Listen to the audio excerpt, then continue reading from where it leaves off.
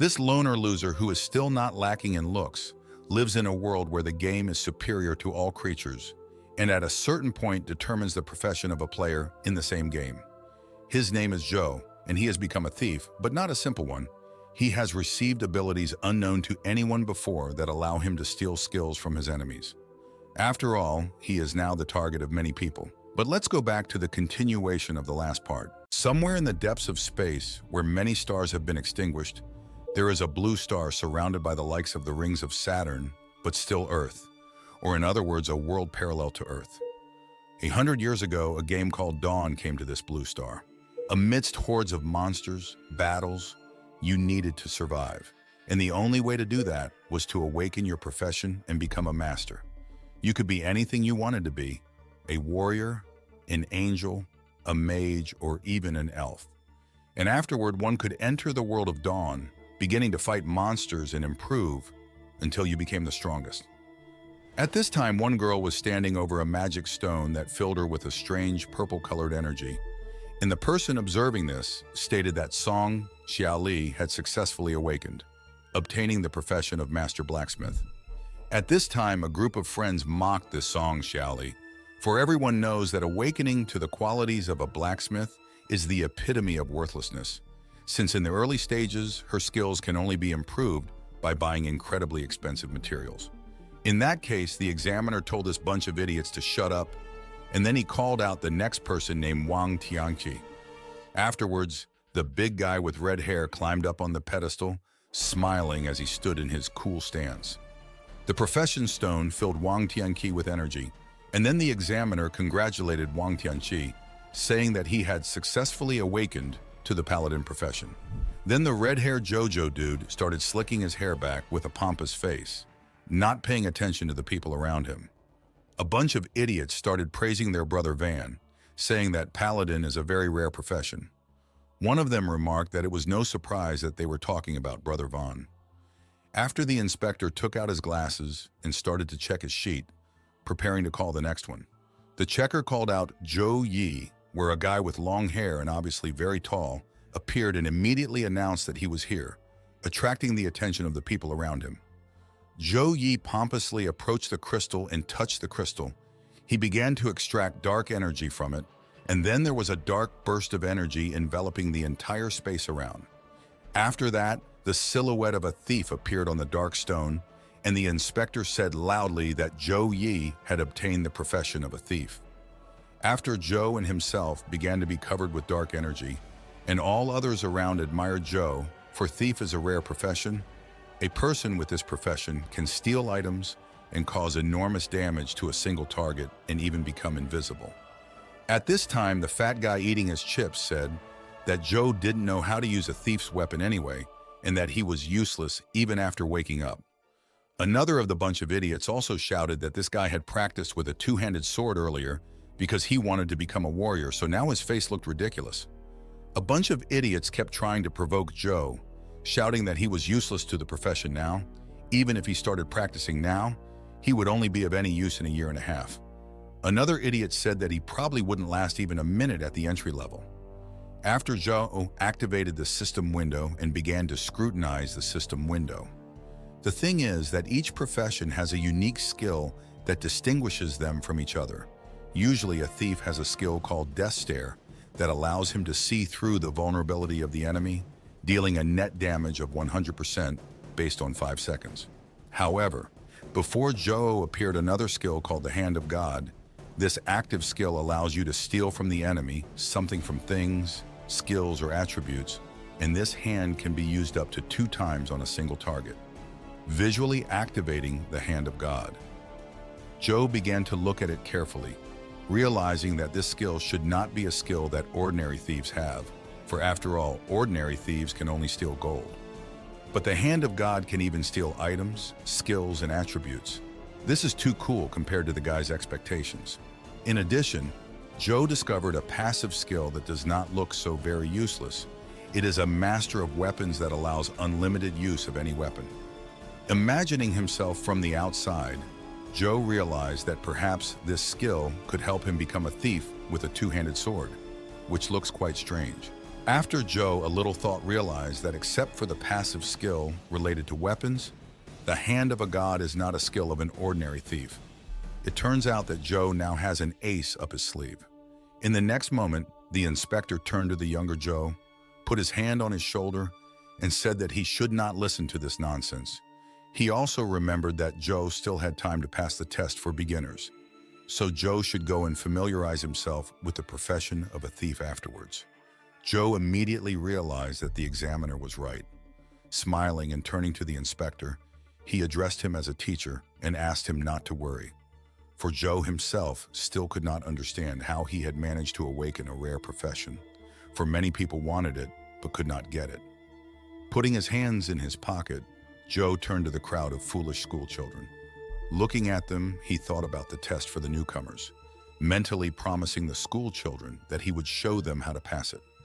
One of his classmates shouted at him that Joe must be joking, because no one cared about his shitty profession, since in theory a common thief could only hide as a scout.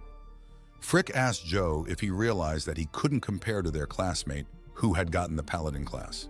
In general, the freaks followed Joe to the end, advising him not to show up in the game anymore because their brother Wang, the most reliable paladin.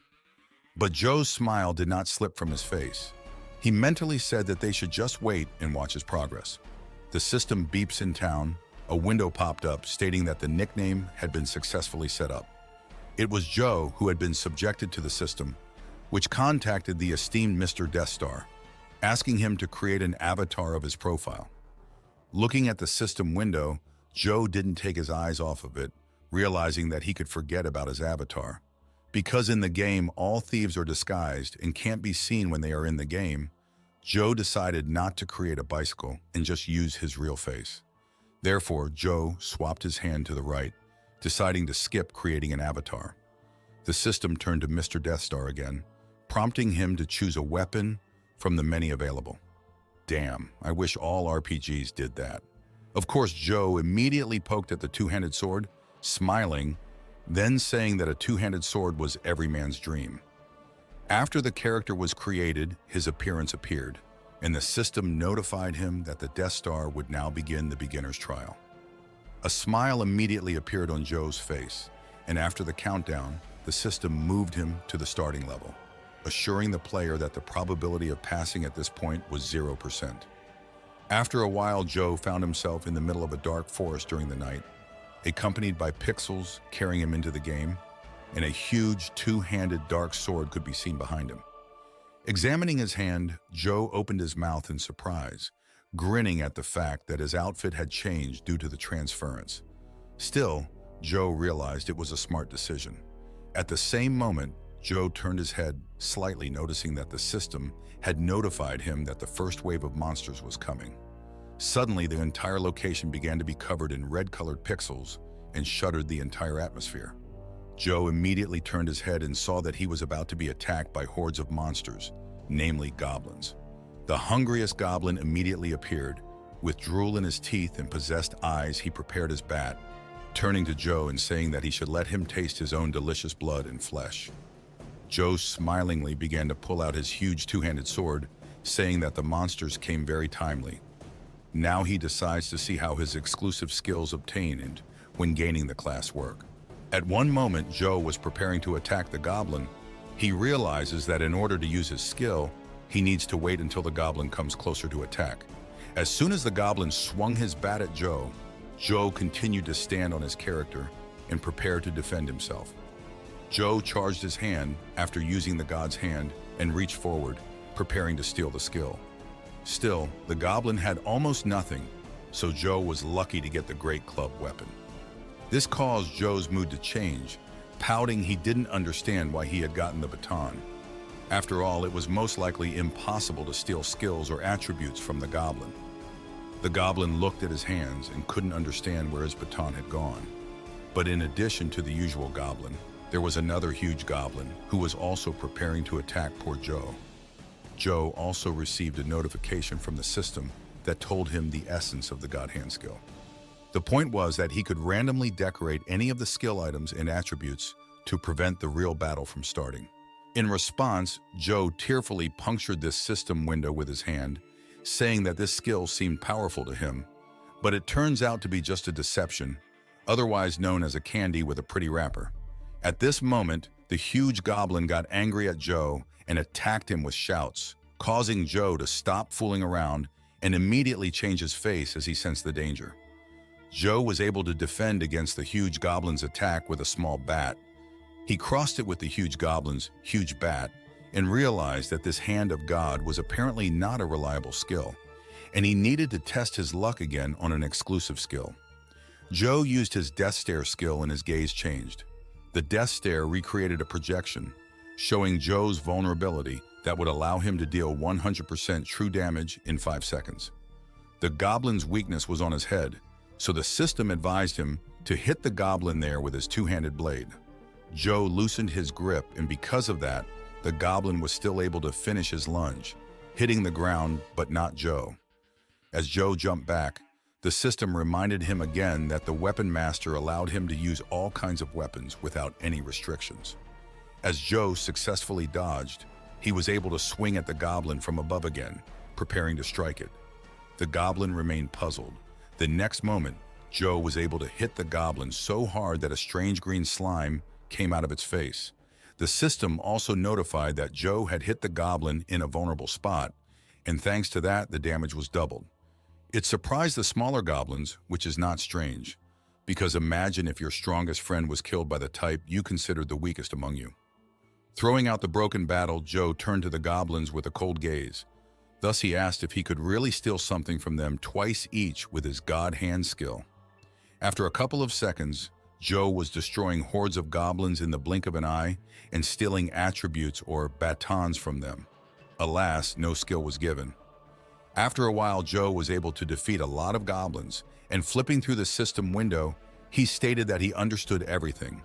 After analyzing his fight and the loot he received, he decided to use it along with the exclusive skills of a thief because for Joe, it seemed to be the most correct way to use the hand of a god. The system abruptly began to create red pixels and notified Joe with a loud sound that the second wave of goblins was coming, to which Joe immediately paid attention. In this regard, Joe began to pull out his two-handed sword, looking at the goblins, which were twice as many, and they were noticeably larger than the goblins of the first wave. Putting his blade forward, Joe began to charge it with dark energy. Smiling, he also asked the goblins to continue to go straight at him and die obediently. Hitting his blade on the floor, he then picked it up and began to be covered in more dark energy, informing the stupid goblins that this time he was going to be more serious.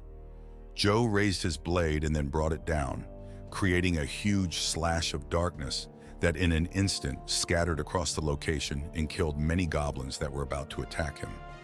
Continuing to slice the goblins like a chef, Joe continued to debate with himself, knowing full well that the stealing skill was unpredictable, and his high dexterity, combined with the high damage of the two-handed sword, allowed him to easily defeat the entry-level goblins. Joe defeated all the goblins and continued to use the system window, at the same time finding that his total stats after the battle managed to increase by 16 points, and also Joe managed to pump up to the second level. Joe's stats and moving on. Next should be the final boss. Standing in front of the location, Joe understood this. Rumor has it that he also remembered that this boss is so difficult that it is impossible to kill. At one point, a female voice came out who apparently liked role-playing games. He said that Joe should obey him. Joe looked around and couldn't figure out where the hell she was. At one moment, something soft touched Joe's back, which shocked him. This unusually large and soft creature called Joe Little Brother. Joe looked around and found a cat girl with dark purple hair who apparently escaped from the manhwa with a specific genre. This Dark Knight dancer is a minor night demon with level 10, who not only has 2 skills. Joe immediately jumped back, his eyes frozen in fear, because Joe couldn't understand when the small night demon had appeared. The cat girl with a wry smile pointed her finger at Joe, indicating that the little thief with the two-handed sword jewelry looked funny. This made Joe silent for a moment and angry. He charged his right hand with energy and used his god hand on this dancer, which by the way seemed to surprise her. Joe decided to take the dancer by surprise with this attack, for he thought it was the right thing to do. With a catty smile, the girl turned around and asked Joe what he had done, for it had not caused her any damage. In that case, a system window appeared in front of Joe and explained that he had another chance to steal something from the same target. Joe continued to stare at his hand with a perplexed expression, realizing that last time he had gotten a club, and now for some damn reason he had gotten a ring. This really pissed off the girl. Judging by her face, she was ready to eat Joe immediately. She asked Joe where he got the ring from. Joe himself realized that he was in trouble because this cat girl was going to kill him. Looking at the skill cooldown slot, Joe gritted his teeth, realizing that he only had one chance, and for now he could only rely on himself and stall a bit until then. Joe put his hand forward so that the cat girl would notice it and began to praise the ring, saying that it was gorgeous. And this ring was perfect, especially when paired with a beauty like this girl. Cat girl smiled and blushed a little, hiding it with her hands. The cat girl said that he was right, and in fact, she was of the same opinion. In that case, Joe realized that he was doing something stupid and changed his face, but still asked the girl why he should return something if he stole it from her with his own skill. This made the girl's body begin to burn with a fierce red anger. Joe, in turn, justified his provocation by mentally explaining that he did it so that she would come closer to him and be within 2 meters. The cat girl immediately changed her face and then got into a fighting stance and began to release a huge red energy. Joe looked at the system window that notified him that the small night demon had gone into a rage, and now all the characteristics had increased by 30%. Joe realized that this was indeed the final phase with zero chance of passing, and this mere tension was making him gasp. But Joe's gaze froze, for the Hand of God skill icon had almost finished recharging. Now the recharge was complete, and Joe himself had said that was what made this trial worthwhile.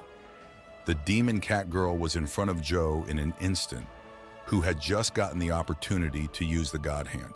With a fierce gaze, the girl swiftly struck at Joe, causing him to lose blood. But Joe smiled instead of giving up, mentally saying that now everything had worked out. The demon cat girl was behind Joe's back and started shouting at Joe, saying that this little thief would burn in hell. Joe immediately noticed her. The demon cat girl struck, but alas, Joe managed to block the demon cat's attack. The demon's face changed from anticipating victory to a sad face. The demon girl was surprised that her attack was blocked. She noticed the two-handed sword and that it was not just a piece of jewelry. The blood-covered Joe's gaze blurred and asked the demoness why she was so surprised. Joe himself realized that the distance was now enough. Joe activated the God Hand and tensed the atmosphere, visibly surprising his opponent, who was looking at Joe's right hand with her mouth open. Joe told Demoness that he had an even bigger surprise for him. Joe, destroying the pixels around, and stretched his hand forward with a cloudy look. And after the system window notified Joe that the theft was successful, and the skill 10 steps. 1 critical strike was successfully stolen. The girl, losing her balance and looking at her hands, could not understand what had happened. For some reason, she felt that she could not make her critical strike. In the blink of an eye, Evil Joe was behind the girl's back and made her feel all the danger by reaching out his hand towards her head. Joe ordered the gaze of death skill to open, and this caused his eyes to start glowing fiercely red. The death gaze itself was activated and set up a target for Joe, namely the weak spot on the girl's neck. Turning around, the girl couldn't understand how the hell Joe had used her skill. Her eyes glazed over after she turned around and saw the cold eyes of Joe swinging his sword at her. The girl tried to jump back while Joe was preparing to attack her with his two-handed sword with a lot of dark energy emanating from it. And the system was showing a window that 4 nines of damage would be dealt right now, for the damage was 20 times more due to the critical strike. After a while, Joe stood in front of the defeated demon. The girl struggled to get up, rising on 2 hands and falling down again. The girl asked Joe, who the hell is he? After all, it was impossible for a thief to overcome so many restrictions at one time. Joe, without disabling the skill and continuing to stand in an epic pose, continued to make dark energy emanate from his sword. A system window appeared and notified Joe that the final boss was dead. Joe, with a smile, thought, mentally stating that she deserved to be the final boss, because if you compare with the goblins, there is a significant difference in level, but in combination with these skills, damage was even more than he expected. The system window appeared next to the chest. The system also notified Joe that it congratulates him, a player named Death Star. He successfully passed the initial level, and in this regard, he received a reward, Forbidden Treasure Chest. This system window also appeared all over the Dawn world, which said the same thing. The people around him, looking at this window, couldn't believe that it was true. They thought he was amazing. Many of them couldn't even understand his profession. Others also asked him to teach them how to play like the Death Star. In a dark church, lights burned and laughter rang out, where inside a man with a mask that showed only one eye spoke the name Death Star with a smile. Raising his hands and creating fire, he addressed his hooded subordinates, stating that he surely had a powerful soul, and if sacrificed, the Lord would be resurrected. He ordered his subordinates to find him now. Also, events shift to the Blue Star Federation, a huge building that smells of wealth and cyberpunk. Sitting at the meeting table, the main man stated that the Death Star is such a powerful newcomer that he will definitely become a target of the people from the Church of the End. He orders to find the Death Star and protect him at any cost. Everyone present immediately agreed. At this time, Joe coughed, not realizing who was thinking the same thing about him. In any case, he was now sitting near the chest and was interested in it. He decided to ignore the little things and, laughing, decided to see what was in this chest that the system had given him. Afterward, a bright light appeared, and Joe's gaze froze. He reached out his hand towards the open box. Joe couldn't believe that he had obtained the so-called Golden Legend from this chest. There are different treasure chests in the world of this game. For example, there are ordinary wooden boxes, luxurious gold chests with red diamonds, and unusual shining diamond chests. Yeah, just like in Clash Royale. Joe, enveloping the forbidden treasure chest with dark energy, still realized that the best thing in this world was considered the forbidden treasure chest. The open chest showed that Joe received the Sword of Damocles. The system notified him that this is a throwing weapon, that after throwing it causes 400% physical damage and 300% lightning damage to all creatures within a radius of 30 meters from the target. The conditions for improving this sword is quite complicated. He needs to kill 10,000 monsters with this sword, and the effect will be as follows. Joe will additionally cause 30% of the true damage to the health of the enemy. With a wicked smile, Joe charged his sword with dark energy again, saying that with this sword, he looks like a walking atomic bomb. And hell yeah, he's right. The events are set in the real world, a huge skyscraper where the hooded man finds out where Joe lives. He lives in apartment 606 of building number 6, and that's the address the unknown man came to. The system window notifies Joe that he has visitors. Immediately, Joe leaves the game. With fear on his face, he simultaneously realizes that it is most likely his sister who must return. Still, for the first time, Joe opens the system window, realizing that first he needs to hide his nickname and see what kind of person came to him. Hiding the system window, Joe cautiously turns his gaze to the door, saying he'll be right there. When Joe opens the door, he asks what person is standing in front of him. It turns out not to be Jehovah's Witnesses, but only a man who tells Joe that he wants to tell him about their church. Beneath the hood lurked a strange man with pale skin, similar to that of a vampire. Clenching his fist and smiling, the man assured that their church believed in a great Lord of the End who was capable of bringing them to change this world. Just like that, the unknown man put his hand forward and showed his seal. Just like that, he started to assure Joe that he was the beginning of everything, and the awakening of Joe's own rare profession was the will of their master. So the man asked him to join them. Joe smiled awkwardly. Not taking his eyes off of the unknown man, he said he didn't need anything. He started to reach for the phone, completely unaware of which end and Lord he was talking about. He concluded that it was a cult that had somehow found them. In that case, Joe hid the phone behind his back and dialed the police, mentally saying that in that case, he'd better go to the authorities to deal with this. Joe similarly started to slowly close the door. Apparently, the unknown man had noticed this, so his face was burning with anger. The unknown man stopped the door that was about to close and started to open it again. Joe gritted his teeth under the weight of the weight and realized that this was no ordinary man, for his strength was extremely great. The unknown man was so angry that even his eyes turned red. The unknown man asked Joe if he was calling for a position, asking so that it sounded more like an affirmative than a question. The unknown man kicked the door and immediately invaded Joe's apartment, shouting, "Why the hell dare he call the police?" In that case, the unknown man's gaze changed for a second and he began to summon his sword.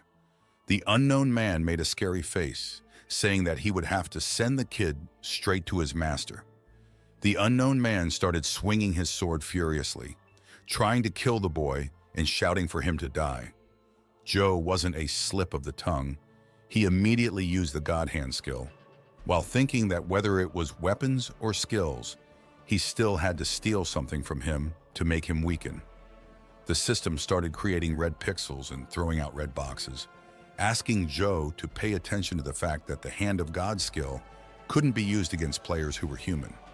Joe, jumping back from the unknown man's subsequent attack with a frozen stare, couldn't understand where this ban came from. Turning around, Joe finds a knife lying on the table. He also assures that he originally thought his sister had returned, so now he is completely unarmed. Joe immediately grabbed the blade from the table, mentally saying that he had to finish this bastard off. Anyway, thanks to the Weapon Master's skill, Joe could use absolutely any weapon. The look of death.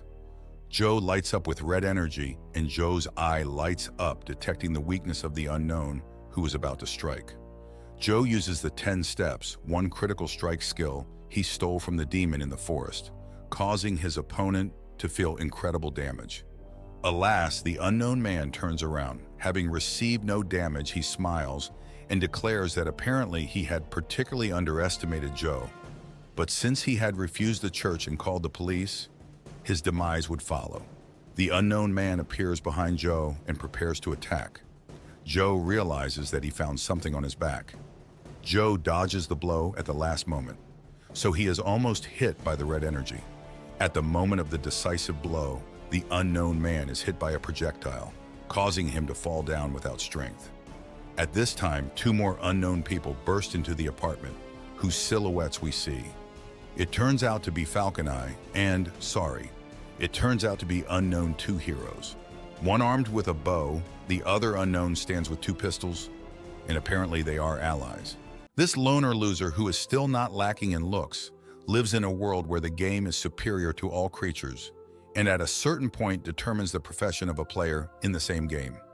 His name is Joe, and he has become a thief, but not a simple one. He has received abilities unknown to anyone before that allow him to steal skills from his enemies. After all, he is now the target of many people. But let's go back to the continuation of the last part. 30 minutes later, the car drives off into the distance, and the savior archer explains to Joe that he was attacked by a cult.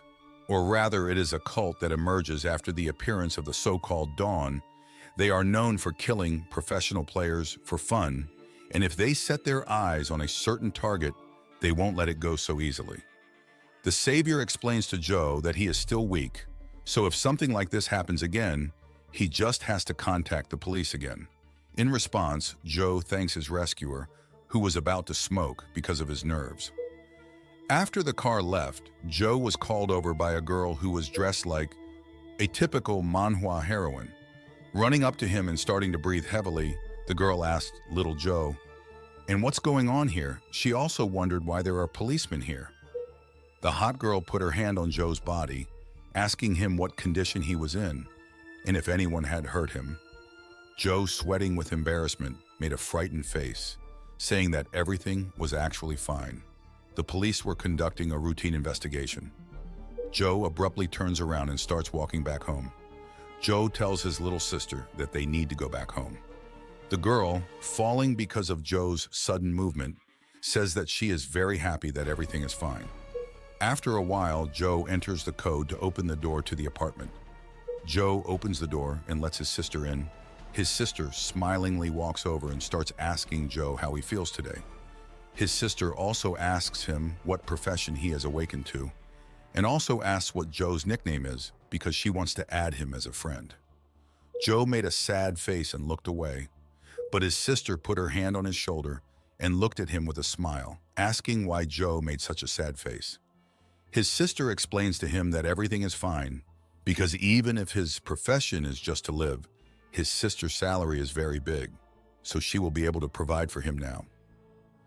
Joe yawned in response and pushed his sister away with a sleepy face, saying that he doesn't need anything. He thanks his little sister but states that he is a little sleepy right now. Joe started to go up to the second floor, saying that he was going to go and rest. The poor little sister looks after him, thinking only of her little brother. Joe, rising, realizes that time has flown so fast that he himself has almost forgotten. 18 years ago, he was an abandoned orphan when he showed up here. One day it was raining near a store, and the worker of the store found a child lying in the rain. The worker actively asked passersby, "Whose child is this? Why was he left here?" Later, Joe was adopted by his little sister's family. The father told the little sister named Shinyu that he was little Yi, and from now on, he would live with them. Shinyu smilingly welcomed the little brother, hugging him and making him blush by saying that she was going to protect him no matter what. But, alas, at one point, Joe's ancestors passed away unexpectedly. Joe tried to convince his little sister not to cry anymore, since she has him. Now, remembering the past events related to the man claiming Joe's weakness because he is a novice, Joe clenches his fist so tightly that the aura around him shudders. Joe realized that if he reveals his profession and nickname, his sister might be in danger. Joe clenches his fists even harder, mentally apologizing to his little sister, asking her to give him more time. Joe mentally declares that when he becomes strong enough, he will definitely tell her everything: his nickname, his profession, and his features. The events are brought back to the game, to the location of Manhwa village, where Joe is looking at his stats window, which shows that he still has the profession of thief, level 3, and the same 4 skills he stole earlier. Joe is only at level 3 now, so if he wants to level up quickly, he just needs to do the quest, for they can get him a lot of rewards and experience. Joe, standing in a deserted location in front of a cowboy-style bar, changes his look to a serious one, mentally saying that he remembers that the head of thieves is right in this bar. So Joe is going to learn a couple of skills from him and then look for a good quest. At this time, behind the bar sits a knight dressed in golden armor. By the way, reminds someone of a paladin, right guys? The man tells the young bartender that the Death Star is his buddy and he will definitely ask him to take care of him. The bartender is surprised that the knight is referring to the very player named Death Star, who easily passed the initial level. Joe, walking next to these guys, feels awkward, mentally saying that he didn't even realize he had such a cool buddy. At this time, open the door to the VIP room, where Joe's gaze will appear. Mentor, who is clearly a little tipsy, sits on a sofa from Cyberpunk and relaxes to the full, calling the girls near him useless. At this moment, Joe enters the room and greets his mentor and says that he would like to learn a skill. The drunk mentor gives him a system with 3 icons and tells him he can choose one of the 3 skills, thus starting to mix up the girls next to him. Yeah, such stupid drunk people. Joe began to think that poisoning and stab in the back is not really needed, but invisibility is a skill that will suit any thief. At this time, the mentor shouts at Joe because he thinks too long over the choice of skill. Joe tells his mentor that he is going to learn invisibility, and Joe asks if he has any assignments. A timer appears, and the mentor gets angry at Joe and points his finger at him, asking why he hasn't finished yet. The mentor sends him away, saying that his quests are not for the lowly, and the mentor points out that Joe has a very low level. Joe, already leaving the VIP room, hears a reminder from the mentor that he must pay 10 coins for the skill. Joe, looking at him, begins to remember that in this game is not quite a lot of normal NPCs. Joe, walking towards the exit, he hears a guy in gold armor addressing Joe. The man in gold armor advises him not to look for trouble if he has a low level. Also funny, the man says that only a Death Star could behave like that.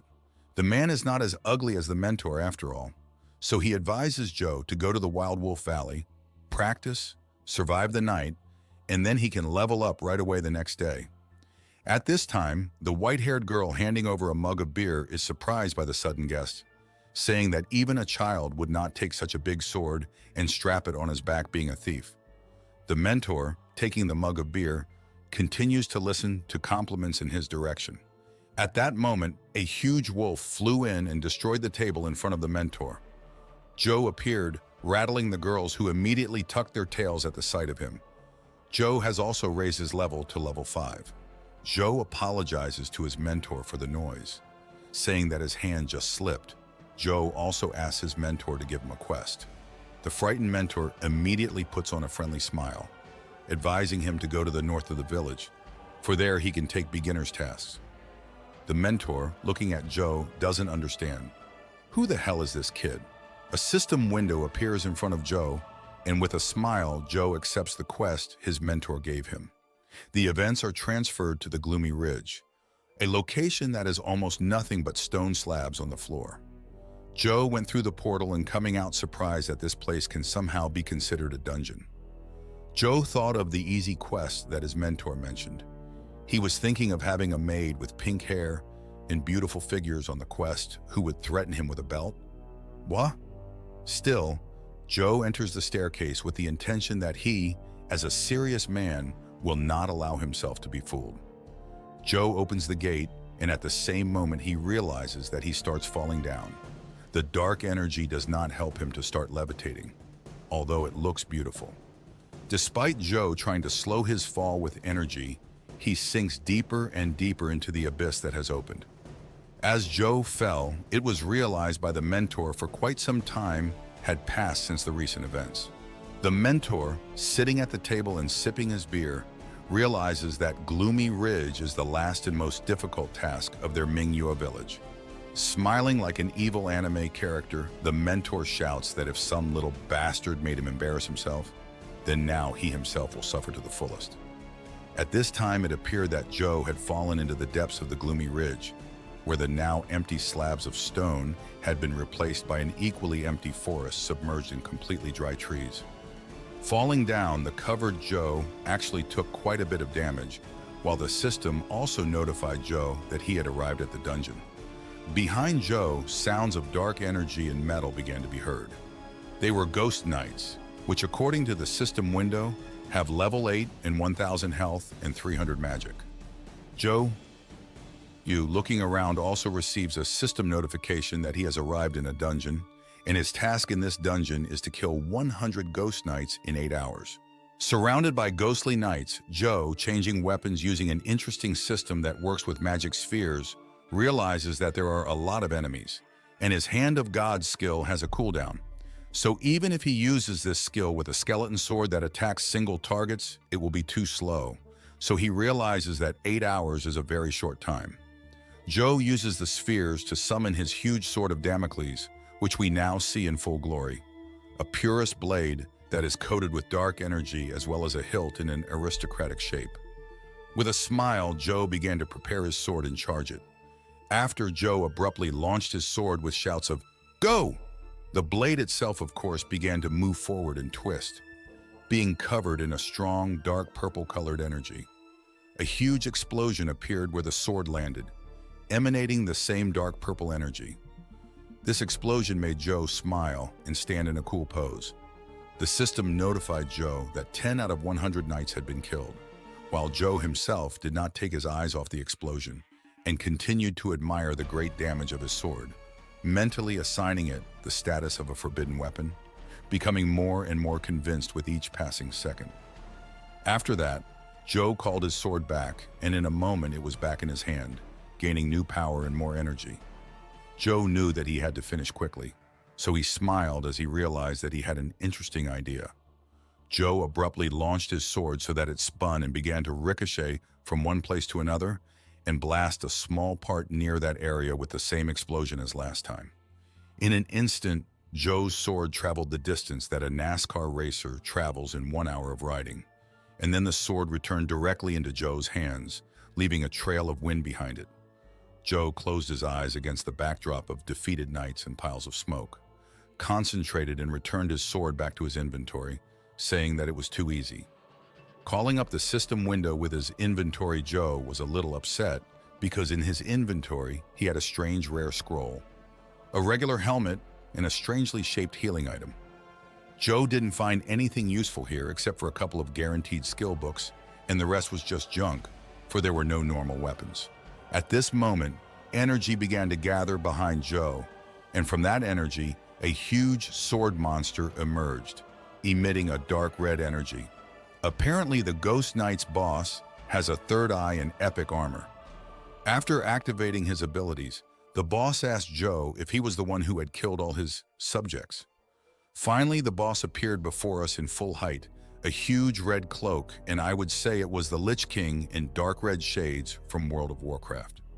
Activating his abilities, the boss said loudly that Joe was about to pay with his life. Joe, resisting the boss's strength with a smile, was surprised by the boss's behavior, and then with a smirk, mentally said that at least something interesting was starting to happen. Joe was using invisibility. The boss found that only dark purple energy was left in Joe's place, and the boss was surprised that Joe had disappeared in the blink of an eye. Joe appeared behind the boss, jumping from behind. He intends to activate the God Hand and steal something sweet from the boss. By the way, judging from the boss's face, he obviously felt it. The system notified Joe that the theft was successful. Joe swept across the battlefield, leaving a purple trail with the help of the God's Hand. Joe looked at his hand and the mask in it. Joe also wondered what was in his hand. The system window that appeared in front of Joe informed Joe that this is a mysterious mask that allows him to change his appearance and nickname. But losing it, he will return to his original appearance. The King of Knights was very angry. He began to tremble and, clutching his hand, called Joe a damn thief, also asking him how he dared to steal the mask right in front of his eyes. Dark red smoke began to emanate from behind the King of Knights, and the King of Knights fell to his knees, causing his sword to sink into the ground and emit more and more dark red energy. The King of Knights continued to scream in pain, and then the dark smoke completely engulfed the Night King, and the Night King himself loudly declared that he couldn't hold it back any longer. The King of Knights' equipment began to fly apart due to the energy explosion that appeared in his armor. Joe, running away from the stream of smoke, looked back and tried to figure out what it was.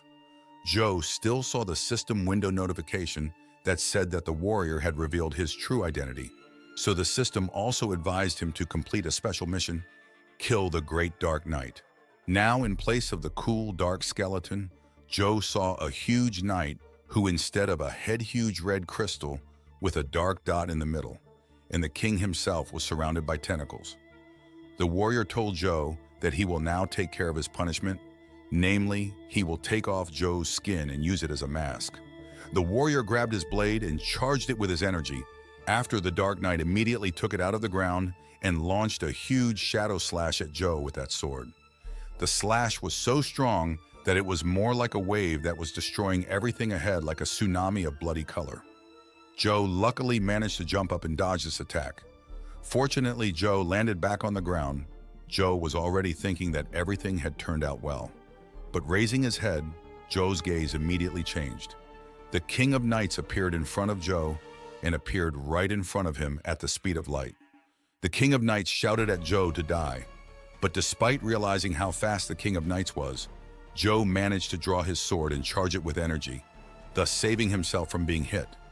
The King of Knights' blow was so strong that the two warriors were thrown back from each other after the swords clashed. Joe gritted his teeth, which is understandable because now he had a throwing weapon in his hands, and it is not suitable for close combat. Joe, trying to hold the power of his blade, realized that he could no longer resist. At this moment, the King of Knights began to concentrate energy in his tentacles and spread them apart with the principle of a whirlpool. Joe tried to get closer, sticking to the principles of parrying the tentacle's attack. Unfortunately for Joe, he was still hit by the tentacle and was crushed. Joe, who had received a lot of damage, still decided to try his luck again with his God Hand skill. Joe, barely able to stay on his knees, turned to the King of Knights and said that he couldn't believe that a freak like him could be so strong. Afterwards, Joe shouted loudly enough and called the poor Night King a nasty, nasty bunch of tentacles.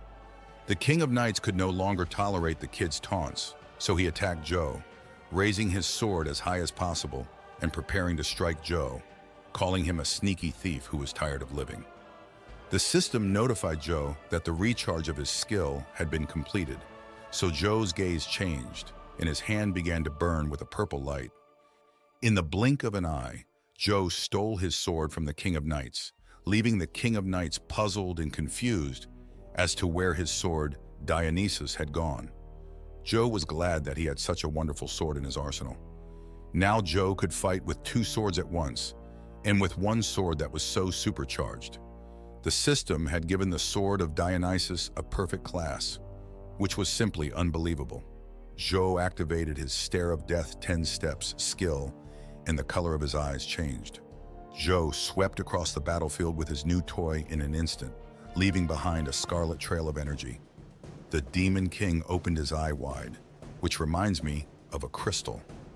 The monster began to taunt Joe, telling him that he was incapable of anything. For even taking away his weapons, he could not even strip him of his armor.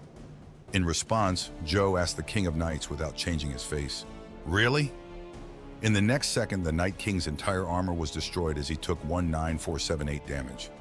Joe, still running across the battlefield and preparing for the next attack, loudly said that with his weapon and damage bonuses that allowed him to see through vulnerabilities and kill in 10 steps, nothing was impossible.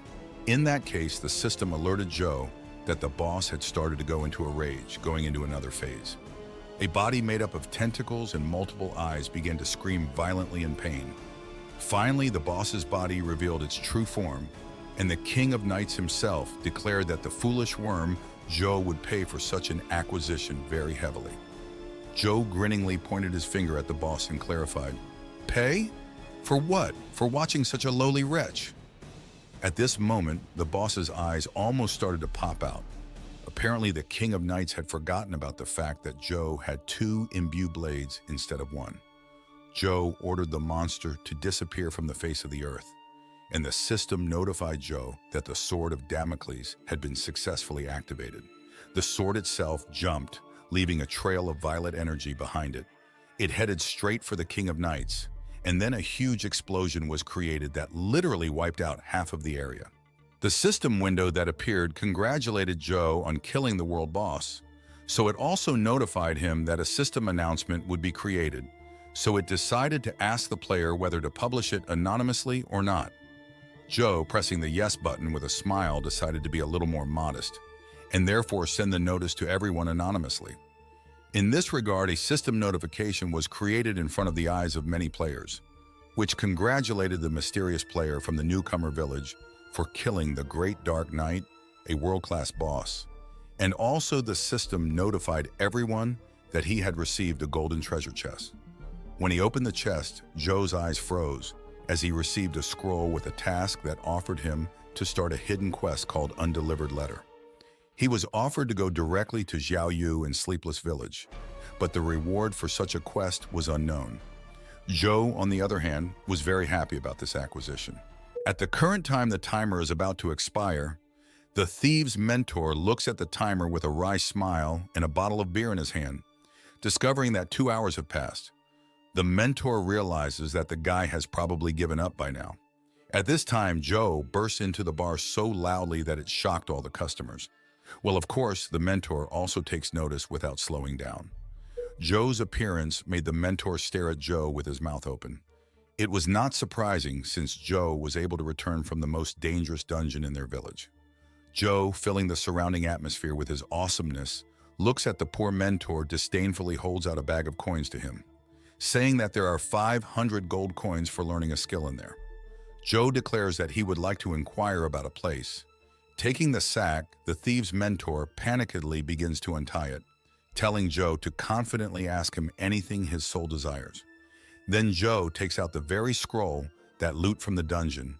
Holding it out to the mentor, he asks him, "Does the mentor know where the Sleepless Village mentioned here is?" Hearing these words, the mentor squeezed the sheet, and then despite Joe's averted gaze to the side, the mentor began to violently drink the bottle of beer. Loudly placing the bottle back on the table, the mentor still didn't change the look he got from what he had heard earlier. The mentor asked Joe if he knew what kind of people didn't sleep, and then the mentor answered his own question by saying that dead people don't sleep. The sleepless village is now called the Village of the Dead. Joe froze at what he heard. The Village of the Dead is only 30 miles west of the Novice Village.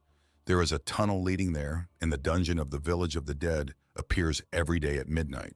The lowest level of monsters there is level 25, with the highest level of players in the newcomer village being only level 20. Anyway, it's a ruined place engulfed in ashes and red flames. In this village also has a boss, a skeleton dressed in silver armor. He himself has a flame instead of a chest, and his level is 30th, and his amount of health will impress any MMO player.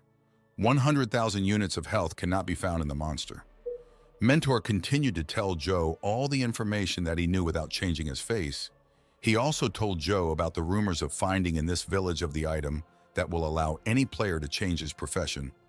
But despite all this, place is too dangerous, so the mentor advises him. At this point, Joe stopped listening to the poor mentor. His thoughts were immediately occupied with the item that will allow him to change his profession. Joe didn't finish listening to the mentor, and so began to walk off into the distance with a smile, thanks to the mentor who realized that Joe hadn't heard a single word he said. Joe smilingly began to adjust his gloves, and at one point he realized that he had to prepare a lot, for there would be level 25 monsters. First of all, he decided to get rid of the trash he was currently wearing.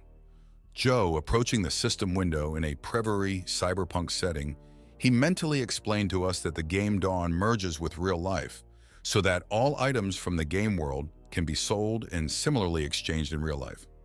The Chamber of Commerce, however, which is in a country in the top 3 called Black Dragon, claims that they can interact with the Dawn at will. Joe himself now enters the city. He finds his sister there, who is wearing a white dress that is big, and also apparently his sister's girlfriend, who Joe, for some unknown reason, calls her a bloody witch. Sis immediately saw her brother, so she pointed her finger at him and asked Joe why he was here. Joe's sister also saw the appearance of her brother and asked what he was wearing. She realized that because of his appearance, he was probably a killer by profession. Joe, with an awkward expression, started to say that he was a murderer. Luckily, Joe was able to use a mask to hide his true identity before coming here. Otherwise, Jiang Xiaoyu, the witch, would have exposed him. The witch began to poke fun at Joe, asking why it was their two-handed swordmaster who switched to a dagger. The witch trying to piss Joe off in every possible way. Joe told the witch that he would be stronger than her, even with a dagger behind his back. This behavior did not please Joe's sister, and she loudly began to shout that if the two of them met, they would immediately become sarcastic and misbehave. Of course, these words made Joe and the witch turn away from each other and snort unhappily. Sis smilingly rejoiced that Joe had arrived on time, because now she could buy something to help Joe get through his rookie period. Joe, of course, was not happy about this. The witch realized that Joe was up to something, so she appeared in a moment in front of his gaze and warned Joe that if he just tried to spoil her mood, he would immediately die on the spot. Joe realized that he was risking his life with a cloudy look, told his sister that he did not need to buy something too expensive. Due to sister's suggestion, Joe and his girlfriends came to the equipment store. Sister, of course, with a smile, started looking around everything while asking the girl consultant to bring here the best assassin gear for beginners. In response, the counselor opened the door. The counselor smilingly showed Joe with her hand that he should go further, to the closet. Yeah, buddy, you're gonna waste a lot of time now. Of course, while searching for outfit, there were many options that had a level as good as perfect, and which, judging from the looks of it, were offered to his sister by the Wicked Witch. In the end, after spending 2 hours, Joe was able to dress in a blood dragon cloak, a dark t-shirt, dark night pants, and hermit boots. Joe is very tired in the company of girls, but alas, the female power is too strong, and so they consume poor Joe mentally more and more. The witch notices that Sister Xinyu has good taste, and the sister notices that Joe looks cool in this outfit. Afterwards, the sister decided to ask the seller about the price of this outfit. The saleswoman opened the system window and stated that the girl should provide 1,889,999 gold coins as payment. Of course, the little sister started to do so immediately. The witch prodded Joe, pointing out the fact that his sister was taking care of him again. Joe looked at his watch and then realized that he had let himself be dressed in new clothes after all. Joe decided it was time to get out of here. Joe said goodbye to his sister and the witch. Joe advised her to walk here for now, go shopping, and spend time in the city. Joe himself explained that he needed to go to the game world to fulfill a mission. The sister did not object. She waved her hand at Joe and asked him not to delay. The events moved to the location, entrance to the sleepless village. Joe appeared looking at some object with his mouth open. Looking forward, he only saw a completely empty village covered in fog, with old Japanese houses with lights on. The system assigned 3 stars of danger to this dungeon and also indicated that the level of the dungeon was from 25 to 30. Joe took a step forward, passing through the barrier that enveloped the village. Joe looked around the village and didn't understand what level 25 monsters he was talking about, because so far he only saw children playing their fun games. While playing, the child fell face down. Joe immediately paid attention to him. Joe went over to the child and tried to help him, asking if he was okay. The child stated that there was nothing wrong. The child raised his head. It turned out to be the son of the Lich King from WoW. Just kidding. It's just a skeleton kid who thanked Uncle Joe for his help. Joe turned around and saw many knights slaughtering children and burning houses.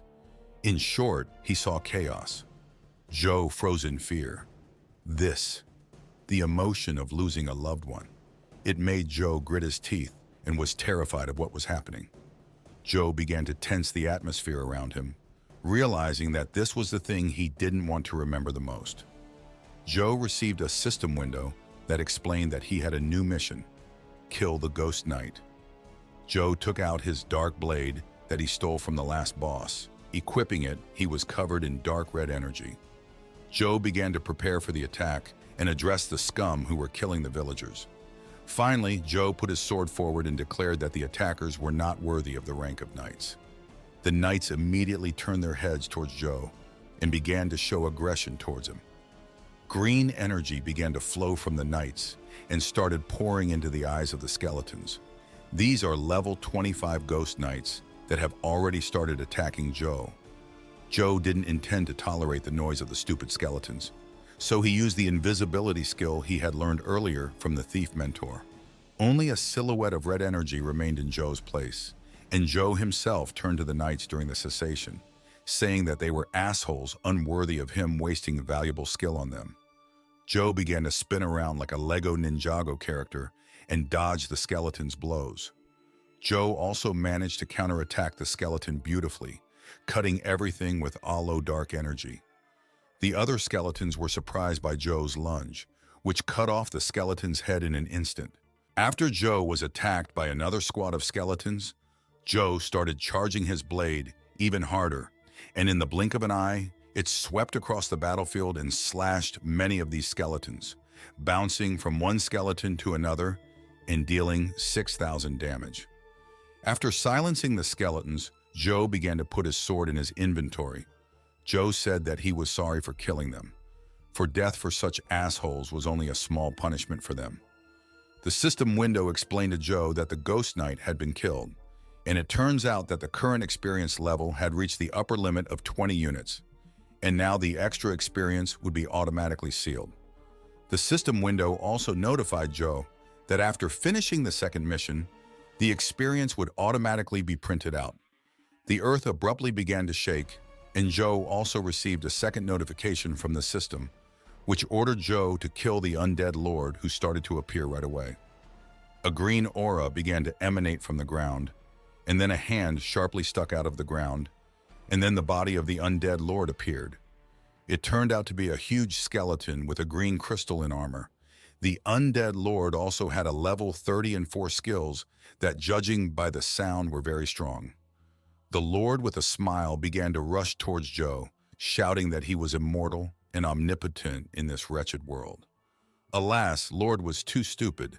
Looking at Joe, who was charging the energy for his next lunge, he realized something. Joe's lunge was so precise that he managed to hit the flames in his chest. Joe also used the death stare skill, the 10 steps to kill. Joe, covering himself with purple energy in a pathos face, said that the dead should stay away from the world of the living. In a second, the skeleton's body was shattered by Joe's strongest blow, so much so that all the bones on the Lord's body were scattered into particles. Joe received notification that he had received 2 new items. Joe found this to be a fortunate event, for one of the items he received had unique abilities. Joe received a perfect level accessory called Undead Bracelet, which allowed him to summon a revenant skeleton to fight Joe. Joe also received the system suggestion to learn the Ghost Step, which once used, increases the item's speed by 30%, which lasts for 5 seconds and increases evasion by 60%. Joe, of course, agreed to learn this skill, and so a huge stream of energy was channeled into Joe's body. Joe smilingly accepted this energy, stating that he was very lucky. Joe finds dodging an extremely useful skill that increases his chance of dodging by 60%, which practically makes him invulnerable for 5 seconds. The system window notified Joe that he had received an Undead Lord's helmet as proof that he had killed an Undead Lord. Joe placed the item in his hand, and at the same instant it began to spin. Joe, looking at this item, said that it was probably the beginning for the next mission. Namely, it was likely that this item would be very important in the next mission. Afterward, Joe went in search of Xiaoyu. The events moved to a sleepless village, a cemetery of villagers. Joe meets a little girl crying over one of the graves. Joe approaches the girl and sits down beside her, but the girl continues to cry despite Joe's attempts to calm her down. The girl in tears tells Joe that those bad knights killed everyone in the village, and Mom and Dad, judging by her words, fell in a sad battle. Joe asks the girl if her name is Xiaoyu, and the girl turns to Joe with a sad face and says it is her. Joe got up on his feet and gave the girl a good scare. Joe apologized to Xiaoyu for disturbing her, but was interrupted by the girl. She saw the weapons of the bad knights that made her mom and dad get killed. Tears immediately appeared in the girl's eyes, and she herself pushed Joe away and ran further away. Joe shouted in the wake of the girl, who was drowning in tears, that he was not a bad person. Alas, the system notified Joe that Xiaoyu, an unknown object to the system, was angry, and her positive opinion parameter about Joe was 0. The girl began to envelop the battlefield with green energy. Raising her hands, she began to say that bad knights always lie. The girl started to ask for help from the uncles, for the bad guys were here again to hurt Xiaoyu. A moment later, a horde of monsters began to appear, which Joe looked back and noticed immediately. Xiaoyu pointed her finger at Joe and shouted that this time she was not going to let the bad knights harm them again. She ordered the uncles to get rid of that rascal. Joe stood in a fighting stance, began to think about what to do. He thought about killing the child, but Joe remembered the golden words of the mentor that the focus there is not on killing monsters. Joe decided to believe the mentor, and so he stopped his hand and with a nonchalant face relaxed his body, let the uncles start their super attack. Joe heard a beautiful female voice saying that the traveler had finally proved his virtue. Joe opened his eyes. The light that appeared in front of him was so bright that he had to cover himself a little. He saw the beautiful feet of the goddess. The girl appealed to the undead souls, asking them to rest back. A light breeze allowed the girl to land very elegantly, but alas, as elegantly, the author could not draw the eyes. Joe saw this goddess blushed and opened his eyes wide, wondering who she was. Little Xiaoyu rushed to the goddess, calling her Qingyu's sister. She cried on the pillows. Xiaoyu was overjoyed at Qingyu's arrival. Qingyu smilingly told Xiaoyu that it was okay. As long as she was here, no one could harm her ever. Joe only reached out his hand to the two, and then continuing to admire the beautiful, he realized that this girl looked cold, but to the children she was contentedly gentle. The atmosphere made Joe silent.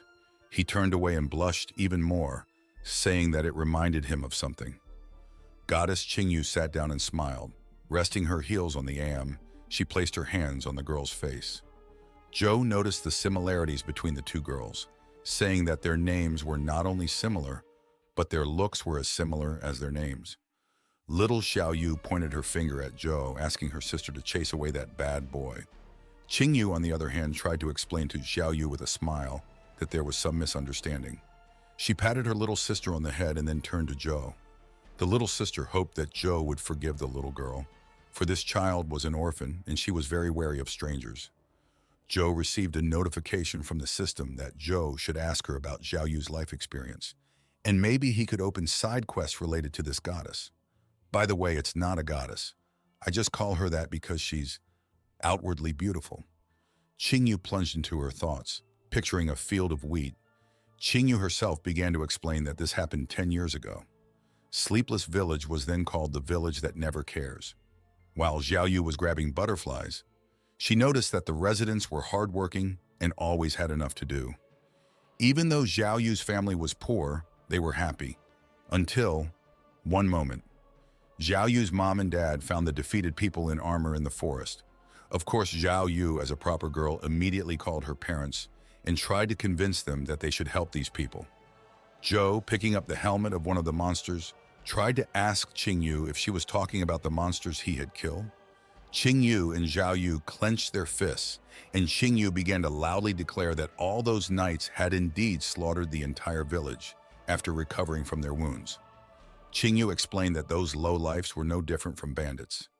Tears flowed from Xiao Yu's eyes, and Xiao Yu began to explain that it was all her fault, because if she hadn't gone to save them, no one would have died, and then Xiao Yu's mom and dad wouldn't have had to die. Qing Yu turned to Zhou, pointing out that the carefree village had eventually become a land of the dead after the massacre, and all the souls that had died here were trapped by Xiao Yu's regret and obsession with reliving the horrors that had happened here over and over again. Now Zhou also realized that Xiao Yu was not an impudent girl. The system notified the surrounding people that Xiao Yu couldn't hold back her tears. Xiao Yu began to be covered in scarlet dark energy, and Qing Yu notified Zhou that Xiao Yu was losing control. A tornado of the same energy as before began to appear around Xiao Yu, and Qing Yu ordered Zhou to run away from here quickly, for once caught in the storm, Zhou would also become undead and trapped in this village. The system window notified Zhou that Xiao Yu was so sad that a storm of tears was about to break out in the dreamless village. The system gave Zhou the choice of running away or helping her, and the system also stated that the probabilities of success was 1%. Zhou resisted the enormous flow of energy and wondered what was happening, while the girl's tears continued to flow as the situation grew more and more intense. Qing Yu tried to reach out to Xiao Yu, but alas, the energy flow was too strong. At one moment, Zhou grabs Qing Yu's hand and then turns her gaze to himself, telling Qing Yu that it's time for them to leave. But Qing Yu refuses, explaining that she can't let this child become undead. Qing Yu convinces Zhou that she must save her. Then Zhou pushes Qing Yu away and says that he will save her if she does. Qing Yu couldn't believe what was happening, watching Zhou trying to get closer to her sister. She couldn't believe that Zhou would do this for Xiao Yu. Zhou realized that things were very bad. Zhou managed to get very close to Xiao Yu. Zhou continued to reach out to the girl, and after successfully approaching her, he turned to Xiao Yu, explaining that he had actually come here to deliver a message. Zhou held out a letter to the girl. This made the girl stop crying. Zhou explained that it was a letter he got from the Dark Knight after he killed him. Zhou explains that maybe this is something she should find out immediately. Of course, Xiao Yu read everything. Xiao Yu herself realized that it was all planned originally to destroy her village. The wounded Zhou put his hand on Xiao Yu's shoulder, with a sad face saying that even if she didn't save those people, they would still come. Zhou stated that it was not Xiao Yu's mistake. Xiao Yu, with a smile on her face, started to disappear, thanking Traveler Zhou. Xiao Yu's body vaporized, and she thanked her saviors, saying that she could finally leave this world with peace of mind. This situation made tears appear in Qing Yu's eyes. Looking at her wounded savior, she thanked Zhou. Sunset, or sunrise, it didn't matter. Looking at the beautiful picture of the city, Qing Yu resigned herself, saying that this village should be left as it was. Qing Yu finally appeared before us in full pose, wearing the same beautiful black robe, mask on her face, and dark hair. green eyes just like Alaska. Yes, Qingyu folded her lips into a tube and held out a strange object to Joe which glowed purple and asked him to accept it as a token of gratitude. The system explained to Joe that he received some kind of medal of death. After using it, you can awaken a special profession, Reaper, and the mandatory professions he needs are Thief, Necromancer. Joe also requires level 20 to activate it. Joe, still looking at the medal, asked Qingyu if it was too big a reward. Then the priestess offered to take back the item, which did not please Joe. Joe immediately stretched his hand forward and said that he could not refuse such a gift. After Joe took the locket, the girl saw the ring on Joe's finger, which made her face change. Qingyu couldn't believe that Joe was really this person. Qingyu said goodbye to Joe in a flash, but Joe smiled at her and, clutching the medallion in his hand, turned to her, pointing out that she had given him a token of love. So could it be fate? This made Qingyu blush, and then Qingyu herself silently began to hope that they would see each other later. The events moved to the city, where in his cozy apartment, Joe is looking at his locket, remembering the beautiful Qingyu. At one moment, his thoughts are interrupted by his stepsister. Joe's sister walks up behind him and addresses Joe, pointing out the fact that he has been staring at the change medallion all morning. Look how the apron goes to beautiful little sister Joe. Sis addresses Joe by leaning on the back of a chair. Sis assumes that Joe gave him this sign as a token of love. This makes Joe blush. Joe immediately asks Sis to stop the sudden attacks in his direction. The stepsister moves closer and hugs Joe, pointing out that he's strangely agitated somehow. The sister now already thinking she's guessed. Then the relative, please note, half-sister starts rubbing him into pillows, saying that her penniless little brother has finally grown up and started thinking about love.